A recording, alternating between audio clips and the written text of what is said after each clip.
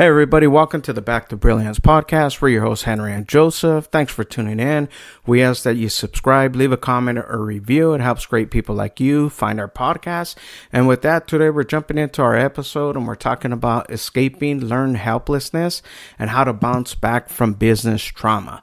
And with that, in this episode, we explore the psychological barriers that prevent you from translating your best intentions into actual results and learn how to rewire your brain and turn past failures into objective data and reignite your execution engine. So with all that said, guys, we're going to go ahead and get into our episodes. I want to bring on the co-host, Joseph. Joseph, say what's up and take it away. Hey everybody, how's it going? So today I wanted to talk about I have been trying to reflect on myself and trying to reinvent myself a little bit, right? Just kind of, tweak myself and, upgrade. And I found an audiobook called 100 Mental Traps. And so, today I wanted to talk about some of those mental traps that I have and definitely that other people have around me at least. And, maybe give you some insights on what they are and how to overcome them. Absolutely. I'm excited to jump into this. A lot of times we all deal with different mental traps, right? It stems all the way back from upbringing. Maybe you were raised around, not so positive environment, even negative environments, you know what I'm saying? So the thing is, the way out is, learning, right? So podcasts like this, books, audiobooks, these are the ways to help you, and to make better decisions, you know what I mean, and help you to see your blind spots. So with that, we're going to go ahead and jump into our first point. We're talking about the confirmation trap. In that, a lot of times those confirmations we look to, when we were kids, they were if you did good in school, they give you a little star. This dates me, right? You know what I mean? So they used to give stickers and put it on the board if you did good, or happy faces, or different things. So we were always looking for that validation to validate our ego, you know what I mean? And a lot of times we get caught up in that trap. And today we still carry that same mentality, in things in our life, right? So whether you're looking for validation from your parents, your mentors, your siblings, your significant others, you know what I mean? We're always looking for that. So, founders actively seek out and interpret, that market data in ways too that, validate their existing business beliefs. So like if you're struggling, you're feeling like, hey, things are not going the way I thought, you know what I mean? It's because sometimes we get caught up in that confirmation trap and we feel that it has to validate us, but the truth is that as you learn, and we're going to break some of this down, as you learn what those mental traps are, it's going to help you to power through. Exactly. And, there are times where people will be like, oh, well, if you own a restaurant, for example, you'll see people order a meal or whatever, or a menu item. And you think because they ordered a menu item, people love it. But, maybe people just want to order something new, or maybe people just kind of settle with it instead of, you trying to be like, okay, well, how can I improve my menu? Well, you look at things that kind of confirm your own mental bias, or, you just completely ignore the red flags of the business, right? So, for example, if people leave bad reviews on your website or on Google or whatever the case may be, it's very common for people to be like, oh, well, they just didn't get it, or they're the problem, right? So, there's a lot of that going around. I was talking to someone recently, and they were talking about how restaurant owners in their area, they're never the problem, right? I mean, they cut corners on food, but they don't cut corners on buying, fancy stuff to make it look like they're making a lot of money, right? And so, there's a lot of that going around as well as, there's like naive realism, which is like pretty much assuming that your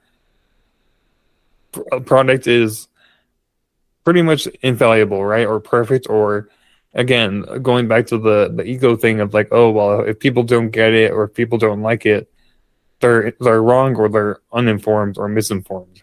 Absolutely. And that's the thing is, when we assume things, a lot of times, again, that's that mental trap, right? Because we think what we're providing, what we're doing is the be all end all, you know what I mean? And sometimes we don't see it, so like that confirmation trap, like Joe was saying, in a restaurant, they order one thing, and the owner takes it like, oh, this must be the best thing, you know what I mean? So, and in theory, when you sit back and look at it, it might just be something new for that person. So they're trying different things, so those are, you don't want to ignore those red flags, right?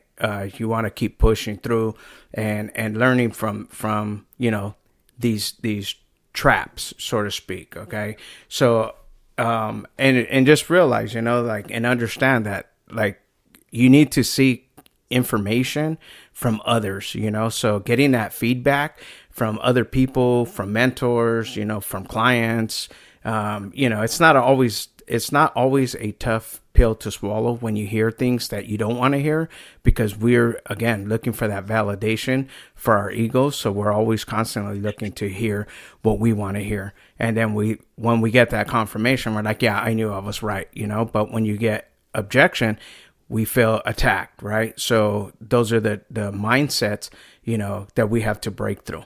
Exactly. Or, the sunk cost fallacy. I'm sure everyone knows about it, but that could be especially true in business, right? Because, let's say you actually put in a lot of effort into or a lot of income, or, a lot of money into it, right? I knew someone who bought like a new checkout station or whatever, and I think they put like 10 grand into it, and like they didn't like the payment processor that they just invested money into, or they bought new equipment, right? And so you're like, oh well, I just bought new equipment, and so like I can't pivot. Or, with the whole AI thing, people are like, oh well, I've been doing things for so long this way, I can't adopt AI, right? And so there's a lot of that going around, especially nowadays. Absolutely, and that's the thing, and it's so funny because, again, that's just a mindset thing, right?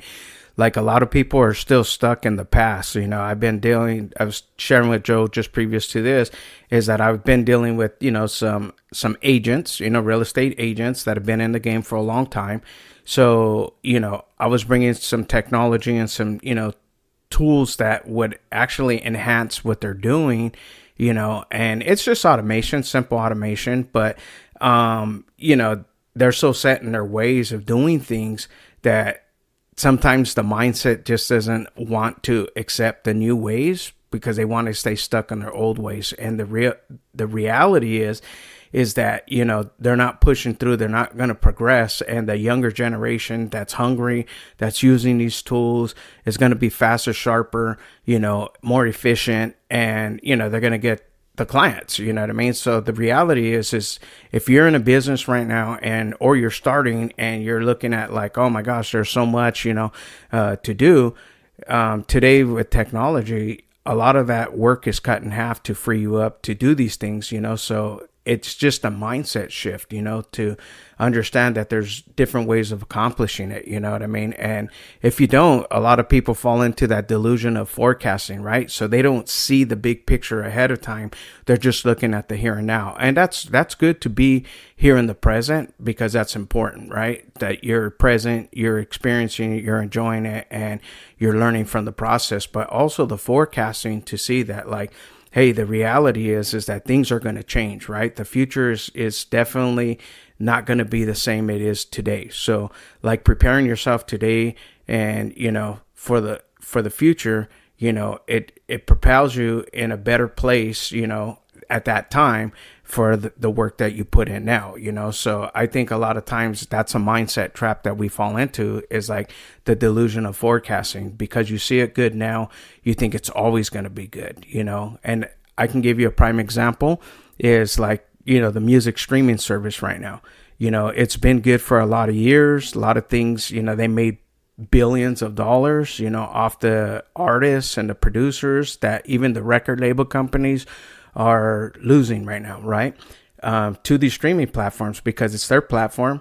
They make the rules, and these record labels, these producers, they're all losing. So things are starting to change. So the future for music is going to be different again. You know what I mean? So it's like every 5 to 10 years, things change, guys. So like what they're doing now is, they're forecasting for the next wave of the way things are. So don't get caught up in that delusion of forecasting. Exactly. Or even, it's good to be optimistic, but there is like a, best case fallacy or whatever, right? So, and I see it a lot with my friends or people who I know around me. Like they'll make a plan, but they won't actually try to plan around variables, right? So they'll be like, oh, well, I'm going to go take a trip and everything will be fine, right? As long as I have money, I'm okay. But like, they don't take into consideration the weather. They don't take into consideration, like, if there's like, if you're going to like a foreign country, is there a ban to that country? Or is that like, like what is it? I forgot what it is, but there's like a list of like, most dangerous places to go, right? So, there's a lot of variables to consider, and to just be like, oh, well, it's okay. It'll be okay. You're kind of setting yourself for failure. Or even, pretty much people will say, oh, well, I'm gonna be, I'll have, or I'll make this much money in 2 years from now, right? But they don't actually realize how long it takes for them to actually start earning that money, because they're like, oh, well, I have I had ChatGPT come up with the timeline, and magically that will be the timeline, right?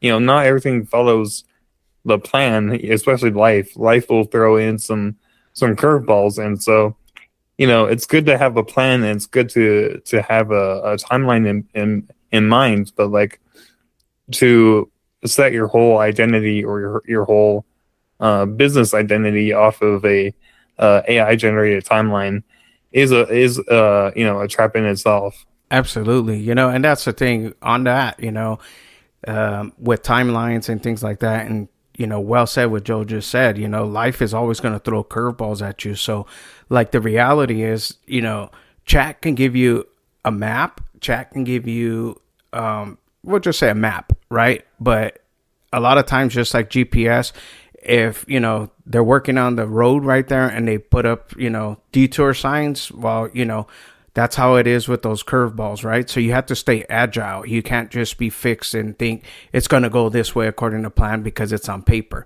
Everything that's on paper, looks good, but the reality is things don't always go according to those plans. So stay agile with it. You know what I mean? Stay flexible. That's the whole thing.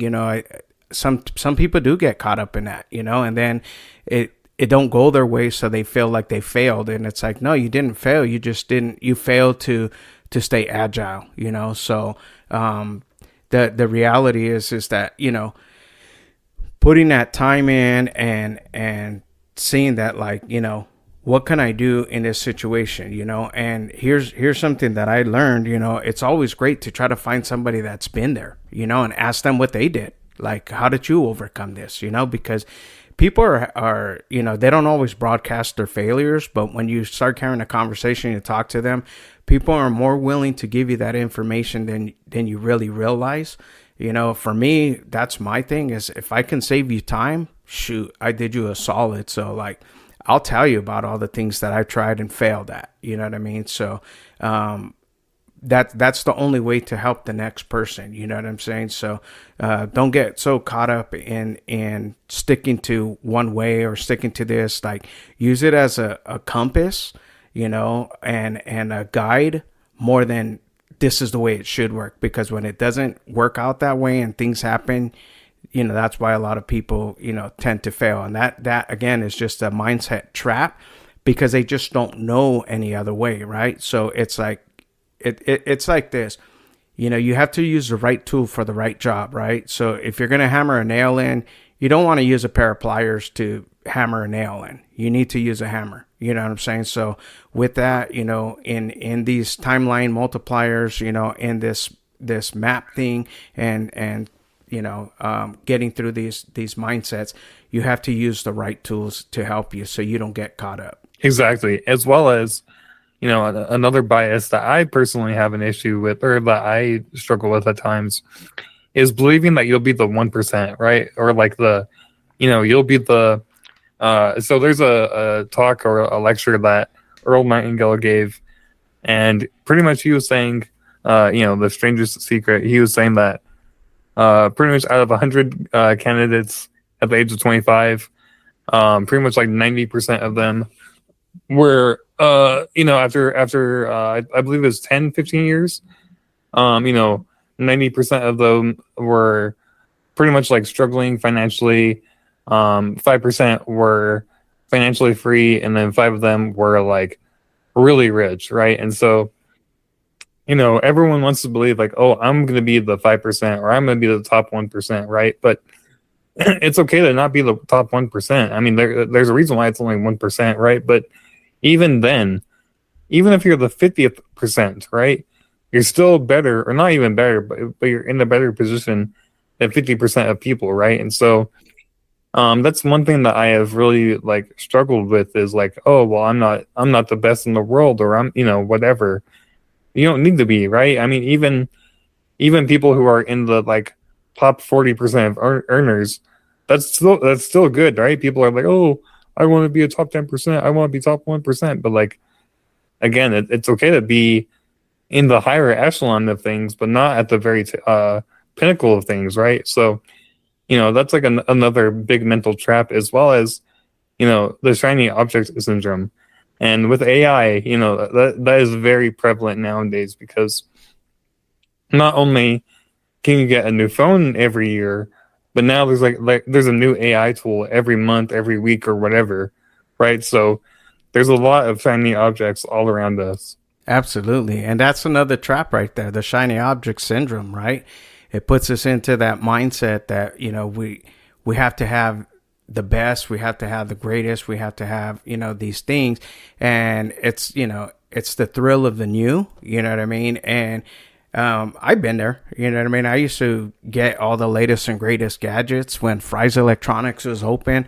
I was there. That was like my therapy place.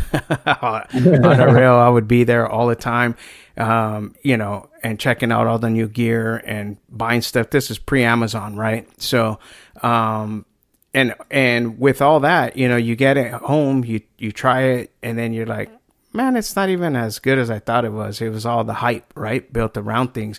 And it's the same way in business, right? Like a lot of times we think, we get so caught up in have to have this, have to have that, have to have this.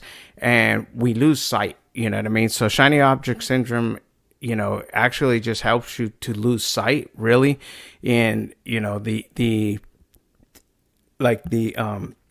being better, in my opinion, so, and you can see it in a lot of things. You guys, I'm sure it's not new to you, the shiny object syndrome, but just, if you find yourself always having to have that, there's nothing wrong with it. You should have good things, and that's what you're working hard for. But if it's just to show people, and make people belittle and stuff like that, it's not a good place to be. So like, change the habits on that, you know what I mean? And, have balance. Like there's a saying, you can have, all these things, but do it in moderation. You know what I mean? So, with that, if you're in that place, like it's not a good place. And the reality is it pushes people way more than it actually brings people to you. Exactly. Or, if you chase a lot of shiny objects or a shiny new beginning, you're going to have a whole graveyard of pre-built, or barely built projects or whatever, right?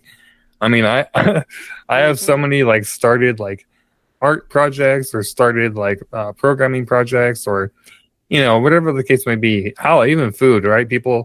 I know people who have had freezers full of like culture that they never made into bread or whatever, so it's always good to try to finish what you start, but obviously within moderation, right? Know when to pivot, right? There's a lot of nuance into things, but now I kind of want to pivot to like pretty much like how we can really overcome these traps, because we kind of diagnosed the problem, or we kind of like pointed to the problem, but I really want to focus on, there are ways to kind of overcome some of these bigger traps. Absolutely. And again, so everybody has different traps, right? So we're just touching on a few of them. There's so many out there. So you know what you're dealing with, and they're just mindset traps, you know what I mean? So overcoming these traps, it's you have to find what works best for you, right? So like some of the things that are going to help, just in the physical sense of things, is one, spending that time for yourself, right? Exercising, doing something that makes you happy, you know what I mean? Because if you just dedicate so much time to working, on in the business or on the business, but not spending that time working in and on yourself, you're going to fall into these traps at some point in time, right? So what we're trying to encourage you is just to seek out different ways, seek out, wisdom, knowledge, understanding, get into some mentorship programs, get into, communities where, birds of a feather that flock together, the same mindset, one accord, they're all thinking the same way, and that's what you need. You need that motivation, that inspiration. There's no Lone Ranger entrepreneurs, you know what I mean? That some make it, but even they have a team behind them, you know what I mean? So that's one of the things that I would say to help you to overcome your traps. Exactly. And, kind of to address the shiny object syndrome, done makes money, right? Finishing things makes money. Closing makes money, right? And so, really try to be like, okay, well, I see that I keep pivoting, or I see that I start new projects. Like, what can I do to just finish this project, right? And then that way you can sell it, right? Or like if there's a website that I just made, or that Henry and I made, and like, if I kept pivoting to a bunch of different ideas, then we never would have seen, the website would have never been finished, right? And so, just finishing it will make you money, and you have to like kind of reframe your mind, or reframe that whole thing of, hey, as long as I can finish it, then it can make me money, right? And that doesn't mean to not put in dedication and being detail oriented, but again, just finish the project, right?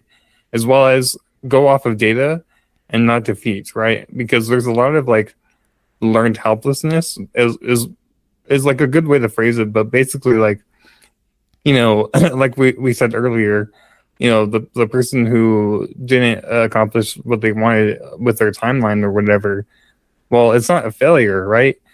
If you're still putting in the effort and you're still like getting feedback or whatever, you didn't fail. You're just still on the journey, right? And so, go based off of data, because data will not, it won't serve, or it won't be kind to you, but it also won't lie to you, right? And so, that is a good way to be very objective and kind of remove your emotions from the scenario, because hey, like, I see that my sales are kind of low, but also my outreach is kind of low this month, right? So, instead of being sad that your clients are churning, be like, hey, well, this is an opportunity for me to reach out to new people. Absolutely. And that data, you know what I mean? It can, some people, like to crunch numbers and see things, you know what I mean? My data for me is time, right? That's how I look at things. It's like, okay, we set it this date and it's this date now. How much did I put into it? How much did I accomplish it? And that's how I measure things in time, like I said, I'm going to do this by this time. And that's where I had to rewire my brain to see things, to understand things and to know like, okay, I'm not doing it. What's causing this problem? You know what I mean? Because a lot of times when you start out, you're gung-ho, ready to go, So point is like overcome those traps, by doing. That's the reality. You're gonna do things, and you're gonna start to see positive results. So it's always putting in that work. So that's how you bounce back. From the business trauma. Sometimes things happen, and in our lives, and they divert us from the plan. But getting back into it, you know what I mean, and just ask yourself these questions, like, do I need that confirmation trap? Am I always looking for that attaboy, good job, way to go, or am I doing it because, for whatever reason you're doing it? So if you're in that mindset, or the sunk cost fallacy, you know what I mean? So getting past that, and pivoting, from that.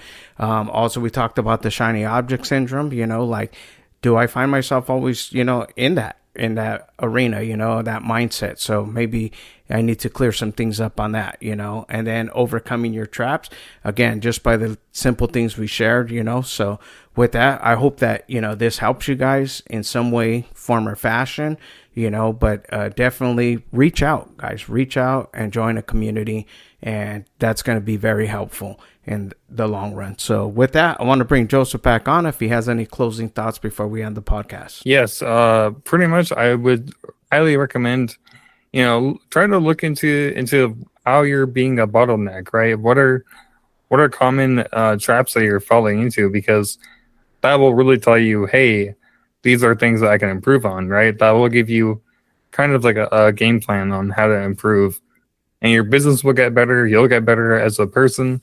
So it's a win-win, right? So I also want to give a shout out to our community.